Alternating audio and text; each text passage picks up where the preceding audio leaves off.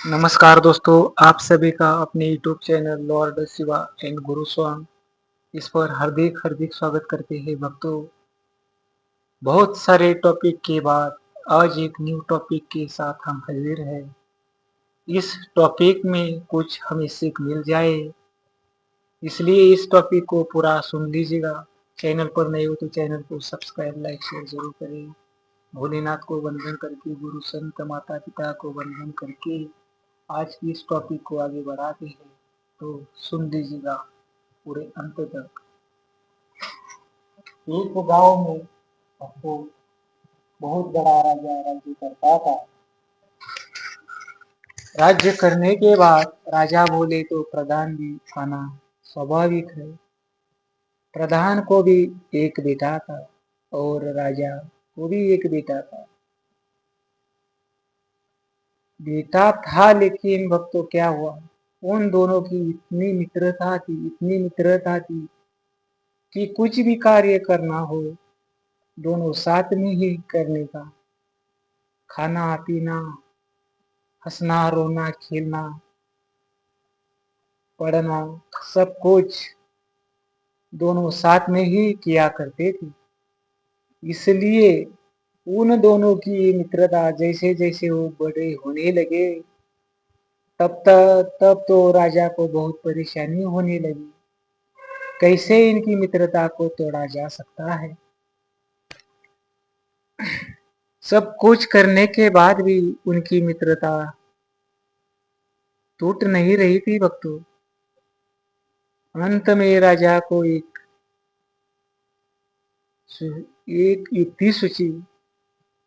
राजा ने जो कोई इन दोनों की मित्रता तोड़ पाएगा उसे बहुत बड़ा इनाम के तौर पर दिया जाएगा। ऐसे गांव में चुनौती दे दी। कोई सामने नहीं आ रहा था क्योंकि ये काम इतना साधारण नहीं है भक्तों। इन दोनों की मित्रता बाल्य अवस्था से थी। कौन तोड़ सकता है। किसी ने भी सामने आने की कोशिश नहीं की। तब राजा और दुखित हो गया। क्या करे इन दोनों की मित्रता को तोड़ने के लिए। तब उस गांव के नजदीक एक वेश्या रहा करती थी और उनके कान पर भी ये बात पता चल गई कि राजा और प्रधान के दो बेटे हैं, इनकी मित्रता तोड़नी है। तब वो वेश्या उस राजमहल में जाकर उस चुनौती को स्वीकार कर लिया और बोल कर आ गई कि मैं ये इनकी मित्रता तोड़ कर दिखाऊंगी। ऐसे बोलकर वहां से चली आई। मित्रता तो तोड़नी है भक्तों, लेकिन कैसे, क्या कर सकते हैं। तब कुछ दिन ऐसे ही चले गए, खेलते घूमने फिरने। वो राजा और राजा प्रधान के बेटे साथ में ही चलते थे। एक दिन क्या हुआ भक्तों, जब खेल खेलने के लिए वो गांव के बाहर निकल पड़े, जाते जाते उस वेश्या का घर रास्ते में ही थोड़े अंतर पर था। वो खेल खेलने के लिए निकल पड़े। तभी उस वेश्या ने इन दोनों कुमारों को देख लिया। तभी उनको आवाज देना शुरू कर दिया उन्होंने, ए कुमारो, थोड़ा इधर आ जाओ, थोड़ा सा काम है मेरा। तभी प्रधान का बेटा राजा की बेटी को बोल रहा है, ये स्त्री हमें क्यों बुला रही है। क्या काम हो सकता है हमें हमारे तरफ उनका। राजा के बेटे ने भी देखा, सच में ये हमें बुला रही है, क्या काम हो सकता है। तब राजा के बेटा प्रधान के बेटे को कहने लगा, तुम जाकर देख के आओ क्या काम है।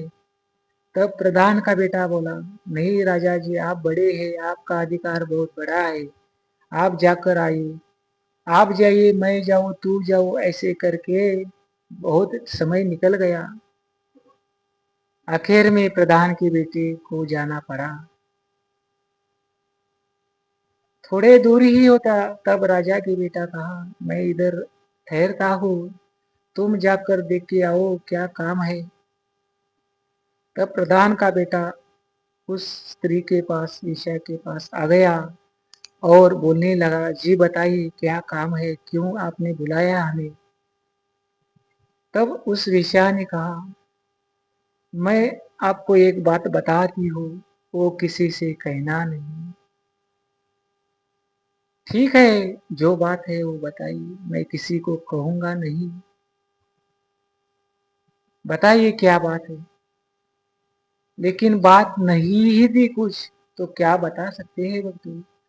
फिर उसने वही जवाब दे दिया कि मैं एक बात बताती हूँ आपको, वो किसी से कहना नहीं। एक बार कह दिया, 2 बार कह दिया, 10 बार कह दिया, लेकिन काम कुछ नहीं ही था। प्रधान का बेटा क्रोधित हो गया, अरे तुम्हारा काम तो कुछ नहीं है और खाली यही कह रहे हैं आप कितने देर से, मैं एक बात बताती हूँ किसी से कहना नहीं, क्या बात है। लेकिन आखिर में वो प्रधान का बेटा क्रोधित होकर वहां से राजा के बेटे के पास लौट कर वापस आ गया। तब राजा के बेटे ने कहा, इतना देर लगाया, क्या काम था उस स्त्री का तुम्हारे तरफ। तब प्रधान का बेटा कहने लगा,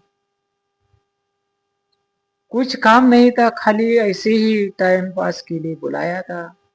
मैंने कितनी बार कहा क्या काम है बताइए, क्या काम है बताइए, तो उन्होंने कुछ कहा ही नहीं, खाली इतना ही कहा, मैं एक बात बताती हूँ, वो किसी से कहना नहीं।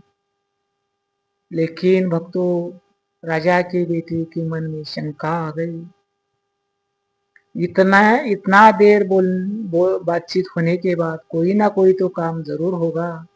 तुम मेरे साथ झूठ बोल रहे हो, सच सच बताओ क्या कहा स्त्री ने। उस हम दोनों बाल अवस्था से दोनों मित्र हैं, साथ हैं, खिले हैं, तुम मेरे साथ झूठ मत बोलो। ऐसे दोनों के बीच में झगड़ा पैदा हो गया।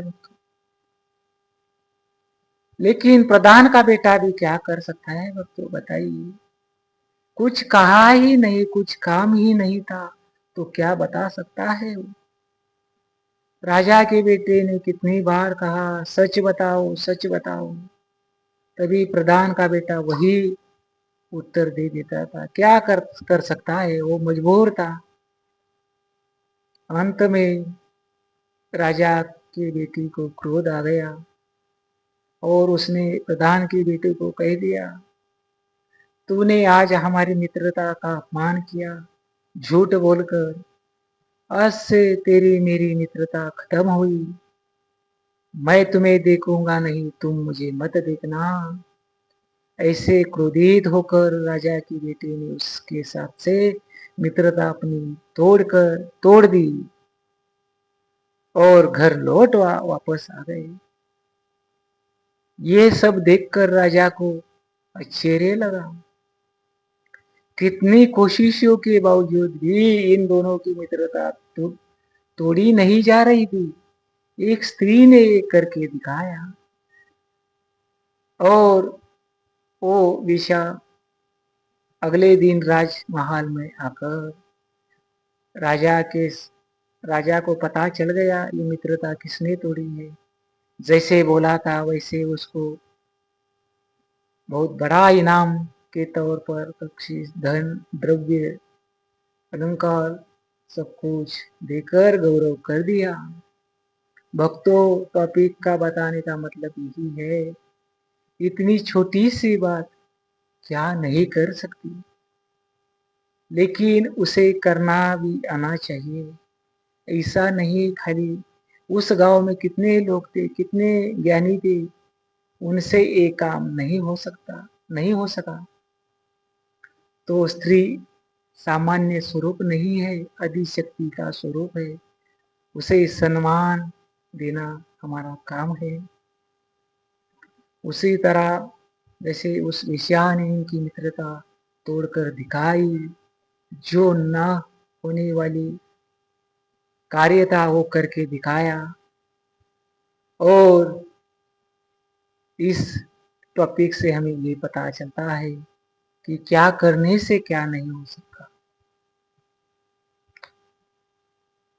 तब राजा चिंता मुक्त होकर वो दोनों का विवाह करा के उन दोनों का जीवन वो जीने लगे सुखमय। उसी तरह हम सभी का भी जीवन सुखमय बन जाए भक्तों, यही भोलेनाथ की चरणों पे विनती करते हैं। और आज के इस टॉपिक को यहीं पर एंड करते हैं भक्तों। अगर वीडियो जरा सा भी आपको पसंद आता है तो लाइक कमेंट करना ना भूलिए। तो मिलते हैं अगले न्यू टॉपिक के साथ। तब तक ओम नमः शिवाय, ओम नमः शिवाय, ओम नमः शिवाय।